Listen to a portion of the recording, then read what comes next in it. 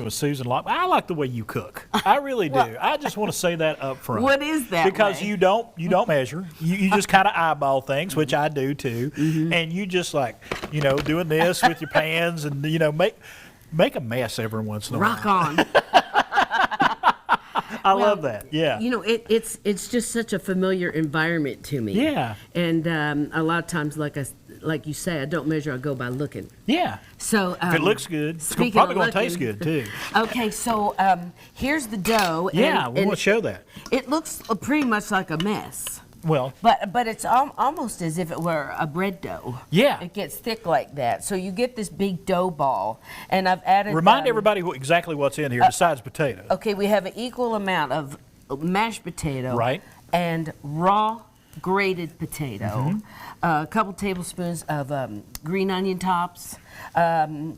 Tablespoon of parsley. Okay. See, those are your new greens little salt, coming little up pepper. in the spring. Salt, pepper, and 1 egg. Okay. And kind of bind it together. Yeah. And then some flour. Okay.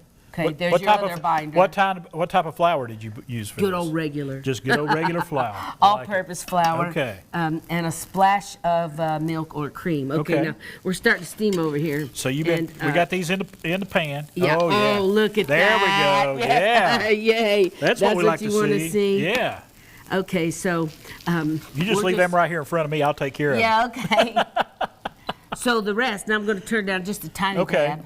But I want folks to realize, I'm using an olive oil spray. Right. I'm not putting olive oil in and cooking that in a 1/4 inch of oil. Right. And or you're not throwing a bunch of butter in there, which you could do. Which we could. Irish butter is pretty popular. Oh, it is. So the other option on this is get a sheet of parchment on a baking thing and spray that and put them all together and stick it in the oven. Yeah, and then of course you'd want to turn them over. So how's that look, Chris? That looks really good. Okay. While these are finishing up cooking, let's talk. You got some other classes and other things going on. Tree giveaway. There's lots going on at the Agricultural Extension. There is so much going on at Ag Extension.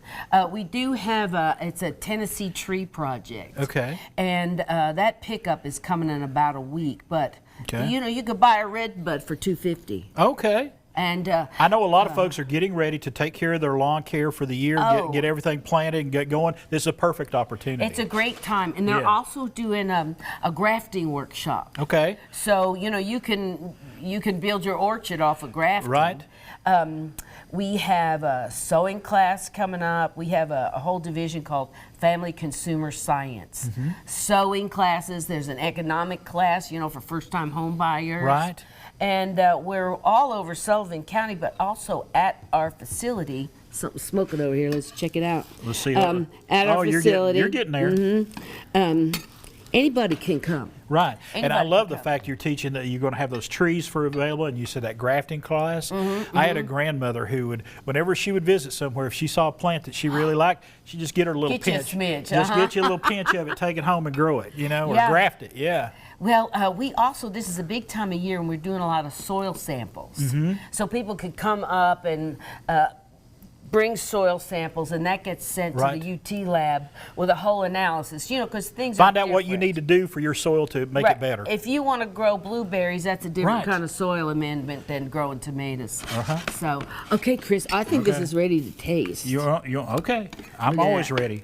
Okay. Like I've said it on the show many times. I've never met a tater I didn't like. Okay.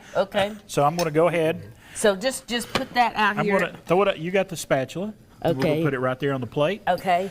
It is a little warm. It is a little warm. And here's a little side of, Chris, that's hot. I'm going to let that cool for just a second. Well, let's put a little sour cream on it. Get you a little cool down with some sour cream. Now, how would this would be a side dish, or you could use them as a main dish as well if you wanted to. But this is breakfast to me. Yeah. That can be breakfast. Yeah, it's breakfast, it's lunch, it's dinner. And I like how you're thinking. I really do. And some people, you would just, after they're cooked and then you cool, just pick them up and dip them.